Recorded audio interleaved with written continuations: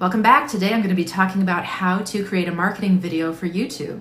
Now, we know how important YouTube is as a marketing platform, but how do you do it well? I am going to share with you everything that I've learned and all the mistakes that I made and what you should not do, as well as what you can do to have a great video strategy for YouTube and make that killer marketing video. So stick around. By the end of this video, you're going to know exactly how to do that.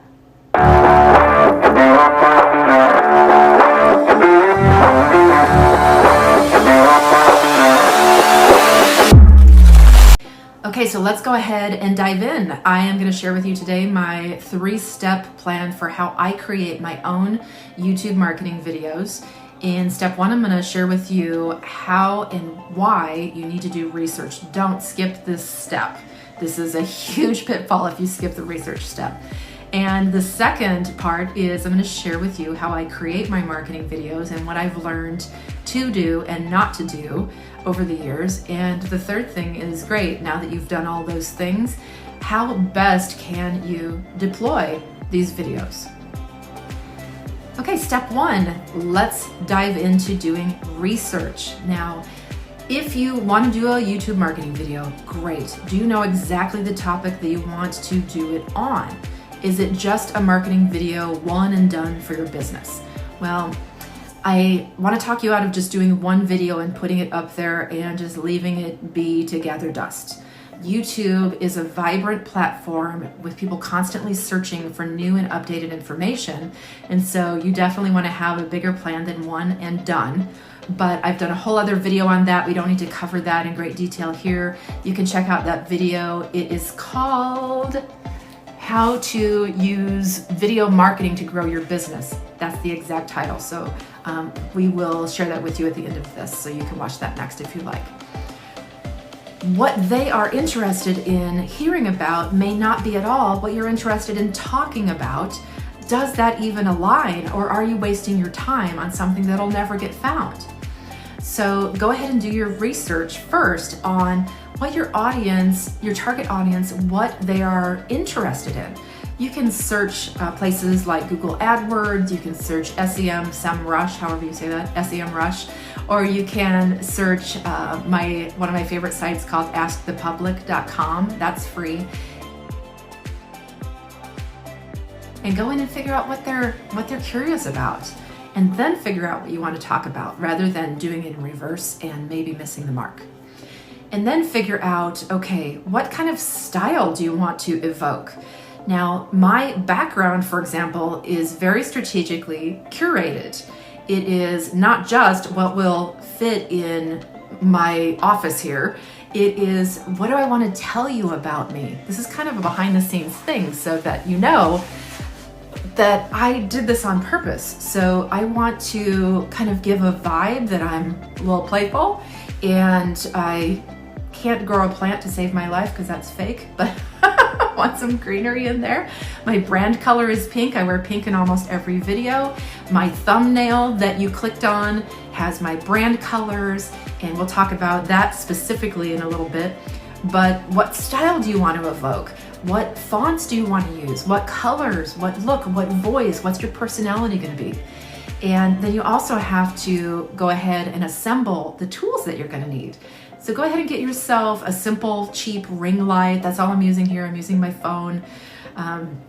The more expense you put into it and the more higher end equipment you put into it, that's all well and good. But really, if you are on TikTok or you're seeing all the trends on other social media platforms, it is trending toward informal and just done on your cell phone.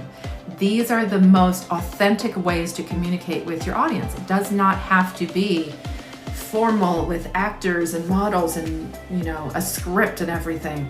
In fact, unscripted is really the best way to establish rapport with your audience, so that you don't seem like a robot who's reading off of a teleprompter. So do your research first on all of those things before we move into step 2. And one other thing about the length of the videos, before we get into the creation, how long do your videos need to be? This is based on what you're trying to accomplish. Now, there are YouTube shorts, minute long, quick, easy in, easy out.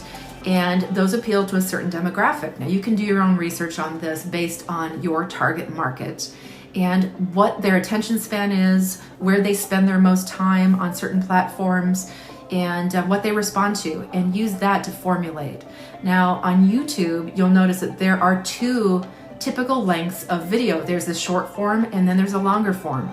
Now I prefer the longer form video because I can get into more depth. I can't do much in a minute, but depending on the mix that you want to incorporate, you can do both. It's just, this is what works for me.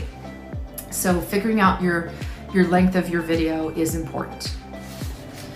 For me, the next step is to have a checklist so that I lay out in my mind what I want to talk about, especially if it's a longer form video. If it's a short form video, you may have to do it in a couple different takes to get that down to 1 minute and cover everything you want to say. But for a long form video, I actually have this YouTube checklist, and I will include a link to this so you can download it. But basically it's, what am I going to talk about? What's the title? My title, by the way, matches exactly word for word a search term that I know is popular because I've done my research on SEMrush. So make sure that your title matches exactly what is going to get a lot of search volume. So you cut through the middleman and you go straight from viewer to talking about exactly what they want to talk about, and they can find you easily. And you ensure that you're going to get that volume. So my checklist has the title, the exact title. It has the title for my thumbnail, which is different. The thumbnail is that graphic piece that you clicked on that had a hook, something compelling that's different from my title that gets you to click on it. And it looks really professional, and it's got my brand colors and my face, or somebody else's face if I'm doing an interview, but that's important too. And then I've got the outcomes, which you heard me talk about when I first opened this video. Okay, so I opened the video saying, hey, here's what I'm going to talk about. Here's, maybe some challenge you have around it, and here's how I'm going to fix it. And I did all of that in maybe 30 seconds. And then you saw what I call a splash video, which is a bunch of different clips from me that tell a really quick, 8 seconds at most, story about me through images and video. So that's just really just like an 8-second long advertisement for me. It shows me on stage, it shows me talking, doing different things. And that you can have easily done on Fiverr.com, or if you're good at editing, you can do it yourself. But find somebody to do that, and you can use that again and again and again. You only have to do it once. And then I also, when you come back from that splash video, I started talking about what I'm going to talk about in this video to kind of entice you to stick around, because I want you to watch the majority of this for the YouTube algorithm, because then it will show my prospects, more of me, so that I'm more findable and you start seeing me again and again. So this is how we build an audience on YouTube and build that list of followers who come back for more. And then, and only then, did I get into the content itself, where I talked about, I'm going to talk about these 3 things, and I'm talking about these 3 things. So I talked about research, and now I'm talking about the creation phase. So have a checklist so that you are clear in your mind. And I can also, what you're not seeing is before this is edited, every now and then, rather than have this scripted and reading it from a teleprompter, I will pause and I will just look off screen to figure out what I'm going to say next. My editor edits out those pauses so that it just has a nice flow. And one tip for anybody that doesn't want to just roll out of bed and throw on a ball cap and do video, that is cool. That is totally authentic. And some days I look better than others. And if I don't want to go to all the trouble of makeup, let me let you in on a little tip. It's called UCam makeup, and it's like $30 for a whole year. This makeup isn't real. I'm not wearing fake eyelashes. I'm not even wearing mascara. Look at this. Right? Inside tip. But that is part of the piece of this that you have to think about, is how you're going to look. Are you going to have a consistent look all the time? And if so, what is that going to be? So once you have then gone through and you've done all of your recording and you're ready to send it to the editor, you're also going to need what I call a bumper video. This is common terminology, and you're going to see this at the end of my video after I sign off with a call to action. This is another important component. What do you want them to do next as a result of watching your video? Do you want them to like and follow you? Do you want them to download something? Do you want them to sign up for your list? Do you want them to go to your website? Do you want them to buy something? What is the next step that you want them to take? So you've gone through your recording, you have your call to action, and then it closes with a bumper video, which is just as an ending of maybe your logo or your photo, and it just kind of has some movement to it, and maybe your website. That's a bumper video, really quick, and also can easily be done on Fiverr.com if you don't have those tools at your own disposal. So these kind of tie your video all together in a nice professional package that follows a pattern, so that when your audience looks at other videos of yours, it has a consistent feel and a consistent personality and a consistent look. They know what to expect, and they develop a comfort level with you as a content provider. And that brings us to the last phase, which is the deployment phase. So now that you've recorded your first video, sorry to tell you, the next step is to record several more. You don't want to have to record one video, put it out there, wait, go through the whole thing again on another day. What I prefer to do is batch mine. So I will record several videos in one day. I'll change my outfits occasionally so it doesn't look like I always wear the same thing. Guys can get away with that better, I think.